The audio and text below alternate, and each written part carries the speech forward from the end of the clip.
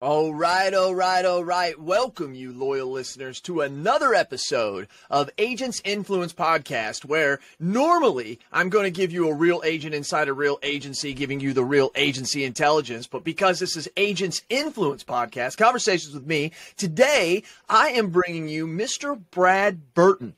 Another one of these jewels that I found across the pond over there. And you guys know Benjamin. Benjamin introduced me to Brad. You guys are familiar with Ruben Hassid out of France, who's the ChatGPT expert. As you kind of noticed, as we've crossed this 10-year mark, March 22nd was the 10-year mark. Today it's March 16th, so I'm actually talking in the future because you're listening to this in the future, but I'm actually in the past talking about the future. How do you like that, loyal listeners? So anyways, what I've tried to do is try to change up. It seems like there's a lot of interviews that are going on inside the United States, all these podcasts popping up, which I want. It helps create forward momentum and change in the greatest industry God ever created, which was the insurance industry. But at the same time, we need some newness. We need to strengthen the fabric of the American spirit and bring in other nationalities and other countries to help us become who we are, right? And so here we go, once again, delivering straight right to your eardrums. To you loyal listeners, Mr. Brad Burton. Brad, welcome to the podcast. Jason, you know what's lovely about this? The special relationship endures between the UK and the US. Great to have Yes, it does. It always will, brother. We came from there. We can't ever forget that. We can't ever forget that. So anyways, yes, Brad, so you've popped onto my radar in the last couple months. I follow Benjamin and all the stuff I just kind of sat out there. And then Benjamin's kind of talked about you a little bit. I've heard him say a couple things when we're on the phone. And then, boom, I see you're doing an event with him. And I said, Benjamin, is this the Brad guy that you're talking about? And he said, well, yeah, Jason, this is the Brad guy. And I said, okay, then let's get this guy on. So, Brad, tell the loyal listeners who you are, where you're from, what you do, and why you think you're here. Well, listen, there's one of two versions of me. You could have the guy whose dad left when he was 6 months old, who left school with no qualifications, who got shot at 21, who's been addicted to drugs twice. You've got to work really hard to get addicted twice. Who's done 4 years on benefits, who delivered pizza at 31. Or you could have Brad Burton, the UK's #1 motivational business speaker, the 4-time best-selling author and the founder of 4 Networking, the UK's largest joined-up business network, brackets, prior to the pandemic, close brackets. You know, two sides of the same coin, Jason, and there's a good version of Brad and there's a not-so-good version of me. And if I go back far enough to any of your listeners' lives, I will find something questionable. And I think the difference is I'm stupid enough to share my past. Yeah, I love people that are stupid enough to share their past. And I mean that. I mean that because, you know, it's so many people that won't, that they're the ones that get caught in the struggle. And it's us sharing the struggle is how we get them through, right? We can't forget that. So, Brad, what in the hell happened? Tell us about that time that happened in between that first Brad and the Brad we're talking to now. What happened? What caused that? What was the catalyst? What a question. You've done this before. This isn't your first rodeo. So listen, I think what happened is I was 31 years old and I realised something, is that somewhere along the way, the life that I wanted for my family was never going to happen until such a time when I made that happen. I remember working for an organisation and I was thinking I could work 60 to 80-hour weeks here and I'd still never be able to afford the life and find the life that I wanted. So I had to make it happen. And my children, they came along and it changed everything. Because for the first time in my life, it was no longer about me. It was about them. And I started a business off back in 2004. I walked out of a job. I told my employers to shove the job up the backside. And that was a wonderfully liberated experience. It really was for those 3 hours whilst I drove home. My wife was delighted with that decision. And I started my business off. And I really had no idea what I was doing. And none of us do. But what I had is something that once it's gone, you can never get back. Naivety. So I did the things in my marketing business, the likes of which a normal business person wouldn't do. And the same when I then moved into the networking business. I run a company called 4 Networking. At its height, we had over 5,000 business networking meetings around the UK every single year. The pandemic came along, wiped out overnight, as you can appreciate. But in that time, I've become a kind of motivational speaker, because what was happening is at my networking events, I would speak and people would say to me, "Oh, Brad, you're so motivational, you're so inspirational." And I'm thinking, me? And eventually, like I say, it kind of just took light. And over in the UK, I am known as the UK's #1 motivational business speaker. And people often ask me, Jason, how did I become the UK's #1 motivational business speaker? I just made a website. I said I'm the UK's #1 motivational business speaker. And the first person you have to convince of your brilliance is you. Think about this. If I said to you, I am the greatest, which boxer am I referring to? Muhammad Ali. The greatest of all time. Well, the reason that we refer to Muhammad Ali as the greatest 40 or 50 years on is because he referred to himself. He said it. That's right, Brad. So you'll never outperform your self-image. So if you're in the insurance game and I'm only ever going to be a mid, no, stop. You have to convince yourself, and even almost unwavering, misguided self-belief, because that's what I built my career on. The guy that stands before you, who walks into rooms full of thousands of people, I've just come back from Las Vegas, we were talking off camera, who goes to global conferences and walks into a room full of strangers and wins them over. Who would even sign up for such a job? Well, I did, and I'm doing a beautiful thing with it, but it just shows you that what's the difference between that first Brad and the second one? Mindset. Because this is your biggest chance of success. This is your biggest chance of failure. And I think I had my own personal Brexit going on in that I was 49% negative, 51% positive maybe 15 years ago. Now I believe I'm 5% negative and overarching 95% positive. Wow. And how do you go about doing that? What would be something that you would say? I mean, everybody says, yeah, I want to be positive, but sometimes it's hard to see that. Does it start internal? No. Well, absolutely, 100%. Is that what you've got to ask yourself, the question is, when you start whining and whinging, ask yourself this question, why? Why am I whining? What am I whinging about? Does whining and whinging fix the problem? No.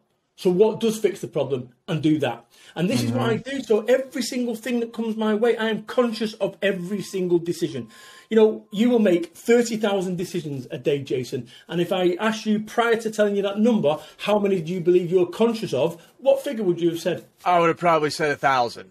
Right. So what's happening to the other 29,000 decisions? You're just automatically going through the motions. And what you've got to do, you've got to switch off the autopilot. And when it comes to anyone in your profession, Jason, you're considered an expert. And let me tell you why you're considered an expert. Because you made every single mistake possible in your field. Same goes for podcasting. There would have been times when you've done podcasts where the sound's off, you've not recorded it, you didn't save it. Oh, my God. You're so right. You're so right, Brad. No, but people are scared of making mistakes. People are scared of making decisions, and they're scared of making decisions in case of a mistake. Well, let me tell you something. An expert is someone that has made all the mistakes in a particular niche field. So in order for you to become an expert, you've got to make decisions. And on occasion, those decisions are going to be the wrong ones. And the only time you realise whether it's the wrong one or the right one is after the event. Because the mistake is only a mistake after the event. No one, including me, wakes up and says, you know what, I'm going to go up today.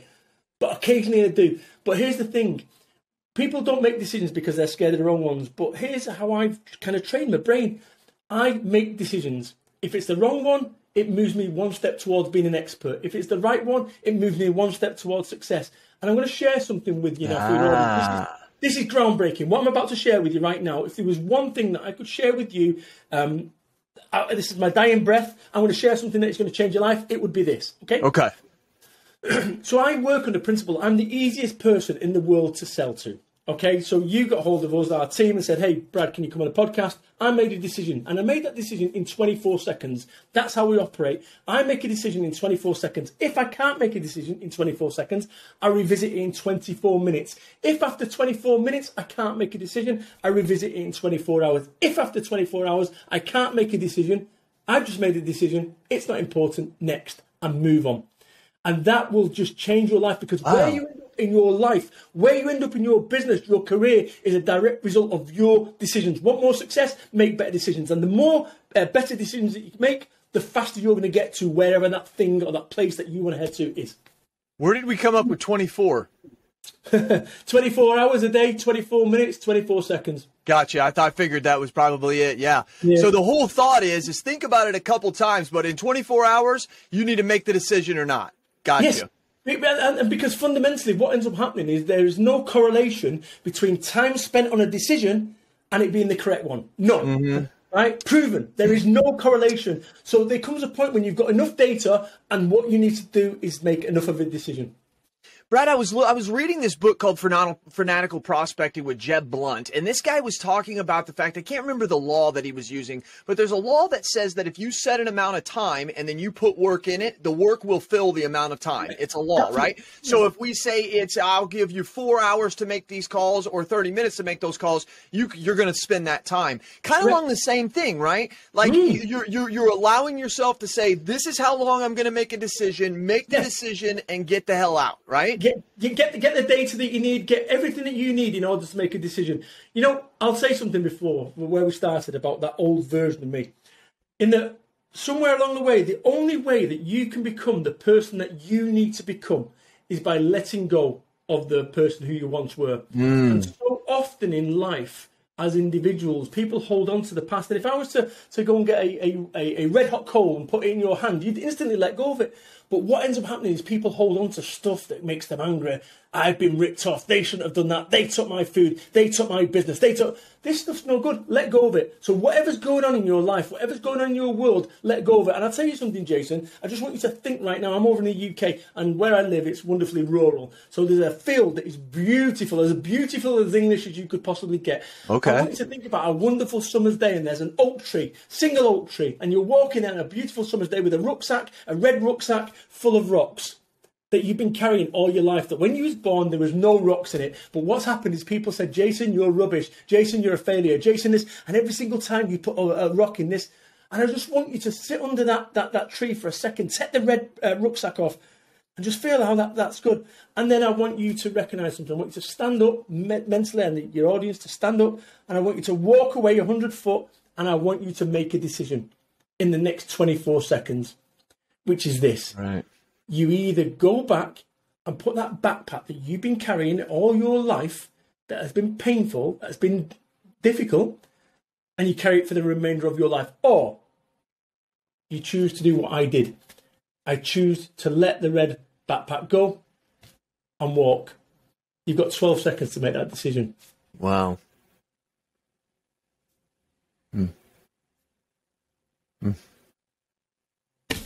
I don't know. So I think I'm going to make that decision in 24 minutes. Right. But you see. Wow. That's powerful. You can feel it almost. Jason, here's the thing with this. We all carry around these heavy backpacks of stuff that we carry that is weighted, and we feel it's part of our identity. You know, I was a Salford street kid, a street kid from the inner city over in Manchester. That's not who I am. And yet I had to let go of that. And yet still as a motivational speaker, I lean into that. I still take elements of that. But I had to let go of it. And it's only when you think about how heavy these things are, it's only when you realise them, but we don't, because we're surviving. It's always been that way. You've always carried the bag. It's always been part of you. And until we let go of that, we can never succeed in our life. I'm telling you. Brad, this is awesome. You're making me reflective, self-reflective, which is what the point of your style of thinking and motivation is. Is I moved to the house that I'm at right now. It's a city about 70 miles away from where I was raised, right? And not born, but I was raised my whole life. And I moved when I was 35 or 36 to where I am now. I've been here for 5 to 6 years. I've been a business owner. My life I've been very blessed in my life. Beautiful. One of the reasons why I told my wife I wanted to leave was not only did we buy a new office in this city that I wanted to move to, but I told her, I said, Andrea, I can't escape who I was in high school. When I was in high school, and loyal listeners, you may not know this, I had bleach blonde hair. I had double earrings, right? I was a kid that I've never been arrested. I'm nothing like that wild and crazy, but I was the kid that if the daughter brought me home, they were like, honey, why are you bringing him home, right? And it was that. And you know what? I even as I got older and I got more successful and I owned more businesses and I did more things in the community and I did all this stuff, at the end of the day, when I'm talking to my buddies and my friends, they would always see me as this person. But yet out in the world where I'm a national speaker and a podcaster and I know people and I have great relationships, they don't see me that way. And it got to be this personality conflict, Brad, that I was dealing with. And when I told my wife, I said, it's not just so much that we're moving to that city. It's I'm going to be able to be who I am, right? And sometimes we don't realize, and this is important, not only are we all carrying that backpack, but we're watching other people carry that backpack and we keep helping them keep it on. Brilliant. Right.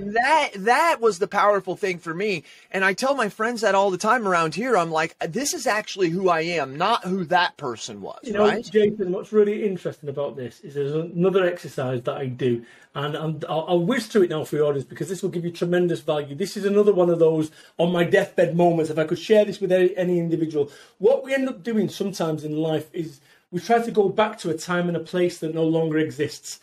Right? You know, it's a job, a career, a relationship, it's gone. Now, I do something. What I do is I get your audience, and you could do this, which would be really useful, would be to write down on a piece of paper 20 words that your best friend would describe about you. So in my case, it would be gym goer, speaker, motivator, author, father, computer game player, all these things, dog owner, all these things, husband. All these things I'd write down 20 words. Then what I'd do is I'd do a tic-tac-toe grid. So you've got 9 squares. Then I would look at transferring each of those.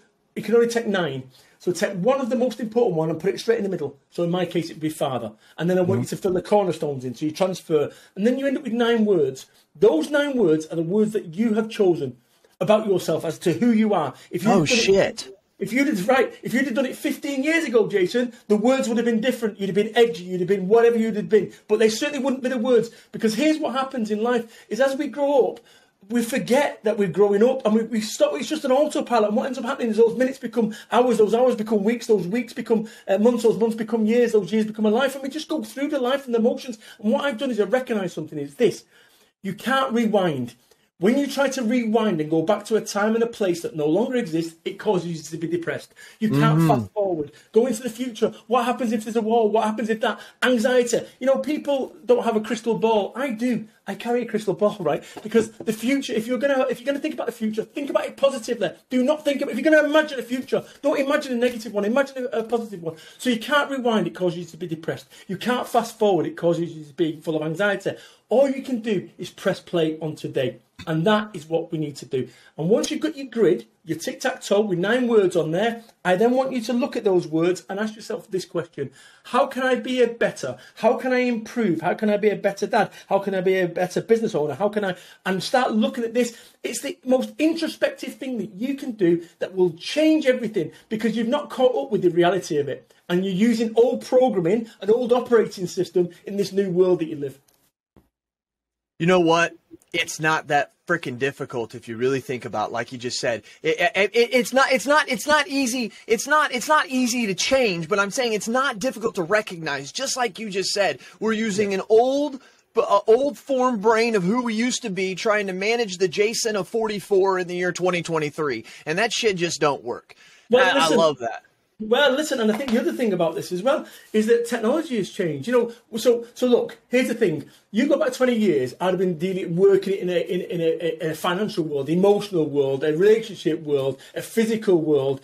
You know, some people might be spiritual, right? But so you've got all these factors. Now we've got another ladle thrown on there called a digital world. So now we're even balancing. So you used to be 5 worlds that you're trying to keep together. Now you've got 6. It never ends. And at some point, something's got to give. And I'll tell you something. This is the bit that I recognise. I started my business 19 years ago. I started it from nothing. I delivered pizzas to keep my business afloat. So I started from nothing. I created it into a multi-million-dollar business, okay? The pandemic ruined it overnight. So literally 3 years ago, pretty much today, it went to Boris Johnson, our Prime Minister, said, please stay at home. When you run 500 real-life business networking organisation meetings every single month, guess what? Your business has gone. I don't care the fact it's 14 years, went overnight. So I had to adapt. If my identity was wrapped up in being that guy, I would be in trouble now. But I had to let go of that. And it's a bit like being a mountaineer, getting to the top of Everest. When you put a flag in there, you don't then sit there for the remainder of your days. You come back down. And in life and in business, you're going to have ups, you're going to have downs. It is all part of it. And I thought that when I started my business off 19 years ago, I was juggling finances, emotions, the wife, time, and children, whatever, right? Guess what? 19 years on, I'm still juggling. We're jugglers. We're not entrepreneurs. We're jugglers. We're juggling all day long. Nothing changes. So once you recognise that, it's great, because what happens is 19 years on, you're still juggling, going, I thought I was supposed to be sipping pina coladas now over in the Maldives. You know? Oh my God, it's so true. I think that to myself, when does this stop, right? And I'm not saying I need it to. I'm just thinking, I thought after a while these balls like start juggling themselves. You know what I mean? And it's like, no. But when you come to the realization that no, you're a juggler. You're a juggler, you know, and so long as you want. And, you know, I want to bring this into the loyal listeners here. When you're thinking about your own agency, how many of us have started as the only sole owner, right? And then we have to move up and we have to build this team, but we never let our team do the job they need because you never let go. Just like in life, we're using that same brain as to say, here's who I used to be, but now I am this person, right? And so I see that as a microcosm right inside of your business. And loyal listeners, that should be hitting you right behind the eyes, because that prevents you from delegating and growing other people, right? Yeah, 100%, Jason, 100%. You know, it's funny when I start looking at these, mate, is that I think to myself, you know, I'm still the same guy that I was. I'm still the same guy. The world's changed, but this is what I see in a lot of business owners. They end up with success. They're ill in pursuit of success. They get money and they're not happy still. They go, yeah, but I've got the car, I've got the house. I need to get a 6-bedroom house now. You get a 6-bedroom, 7-bedroom. It never ends. And I'm telling you something. One of the things that I've realised, I'm 50 years old right now. My dad went at 53, right? That's life, right? He went at 53. You know, I've got, on that basis, on that timeline, I've got 3 years left on this planet. So really, and this is the thing, what ends up happening in life, I've got a 5-bedroom home, right? And I lived in like the tenants, effectively, back in the day. I've got a 5-bedroom home in a village. No one's getting shot. It's brilliant, right? And so I live in a 5-bedroom house. And I wanted to get a 10-bedroom mansion. Now, I could have got a 10-bedroom mansion. There's a time when I could have got a 10-bedroom mansion. In my 5-bedroom house right now, I have one room that I don't go in. If I really lived the dream and got my 10-bedroom mansion, guess what? I'd have 6 rooms that I don't go in. When does it end? You know, and this is the question that I'd say to anyone. Enough is enough. Understand what you need to do, which is when you started off your business, the reason you did it was to make a load of money. Because when you get a load of money, everything's happy. If you made a load of money and you're not happy, maybe, just maybe, you need to do something different. It's not where... And this is what I've realised now. I'm making less money than I was when the pandemic hit us, right? Fact. I'm making less money. But the truth, I'm happier than I've ever been. And it's like, oh my gosh, this is crazy. I don't have a Lamborghini and I'm not doing donuts around and wiping my backside with £50 notes. But I'm happy. And it's like, oh my gosh. Because what we was told was where happy was and content. And I'll tell you what I think success is. Success, I believe, is being happy and content with where you are. And when you get there, because what I see, remember what I said before, is people are trying to go back to a time and a place. I'm working with business owners right now, high-level C-suites, and they are, I call them chicken chasers. They're like what you're talking about. You're all, as a board, chasing after the chicken with a tag on it saying normal. You're trying to get back to normal, and then you're burning yourself out, And the problem is, nobody knows anymore. So here's what I'm doing, and I'm advising people to do. Stop moving, because where you're heading to, that's moving as well. So until all these parts stop moving, just do yourself a favour and slow down, because you're using 3 times more energy than you was before the pandemic to get to a place that may not be there, even when you arrive there. Everything has changed. All bets are off. Good stuff. You got my brain thinking. Loyal listeners, I can only imagine as you listen to this. This is the whole reason why I wanted to bring you in, Brad. We don't get guests like this that talk this way, and it's great because, like you said, especially as the story you gave at the beginning about who you used to be, who you are now, right. and those are great. Jason, I think what's lovely about this is I have made more money than this. So somebody went on social media the other day and said, Brad Burton has self-limiting beliefs. Okay? So just to be clear, this is a guy with no qualifications who's been addicted to drugs twice, who's lived on benefits for 4 years. You know, I've written 4 books, right? I've created a national business which changed the networking space forever. I'm a global keynote speaker. Honestly, how much is enough? And this is the thing, if it's self-limiting beliefs, then Elon Musk has got them as well, because he's only going to Mars. Why didn't he go to Venus or Saturn? When does it end? right? People need to just listen. There's a reason that racehorses wear blinkers. They don't care about the competition. Run your own race. Compare you to you. And that's exactly what I'm doing. I'm comparing me back then to me now. Phew, I'm a different guy. I'm comfortable. If all I ever achieved, if you've ever played blackjack, just come back from Vegas. If you ever played blackjack, the idea is you get a king card or a face and you get an ace. That's blackjack. Right now, audience, loyal listeners, audience, I would love you to just answer yourself this question. You're playing blackjack. What's your hand? Because I see too many people on a 19, they keep twisting, and they bust themselves. Right now, I'm on a 19, and I'm good. I'm good with You're going to stay. I'm good. I'm good. I know. I'm happy with I hear 19. you. I'm happy with 19. From a guy that came from 13, I'm happy with 19. Staying at 19 for the remainder of my life, I might not be eating the finest oysters every day, but I'll tell you something about that, is there comes a point when actually enough is enough. You know, when I go to vacation, I always vacation in America. Love it. But I'm 14 years in now, vacation to America, whether it's Florida or whether it's California. I'm going this year, and when I go, I stay at the Disney properties, and I never stay at the top hotel. I can afford it, but I never stay at the top hotel. Why? Because it isn't me. I'd have to wear myself a Hugo Boss or a polo pink shirt and wear. That's not who I am. But so many people believe that's where you need to be a success. No. Where you need to be a success is you. If you're happy with you, that's all that matters. So yes, people may be having salubrious venues and better steaks and the finest oysters and wine, but for a working class lad who's lived in countless states and tenants in the UK, to be going to the third best hotel in Disney properties, that's a mad achievement. And this is what we need to do. We need to stop. You know, let me ask you a question, Jason. I want us to be really honest here, like 100% honest. Okay, we're amongst friends, just me and you. Is your business well, let me ask you this. If you're, and I'm going to say this into me, if your business is perfect, put your hand up. If your life is perfect, put your hand up. Okay. If you go on Instagram right now, loyal listeners, all you'll find is perfect lives and perfect businesses, and that shit will drive you crazy. So seriously, people, stop it. Stop comparing your life to other people. Compare you to you. Thank you very much, Brad. I'm going to close right up there because I just think this is fantastic. It was, and I'm going to tell you this right now. I mean, I know for a fact loyal listeners are going to go back and listen to this again. This will not be our last time getting to know each other, Brad. I think this is the beginning of a beautiful relationship.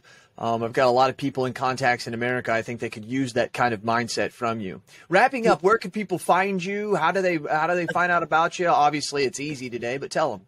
Thank you. Listen, go to workwithbrad.biz. Workwithbrad.biz. I'm on LinkedIn, all over the socials, Brad Burton. But workwithbrad.biz, I'd love to hear from you.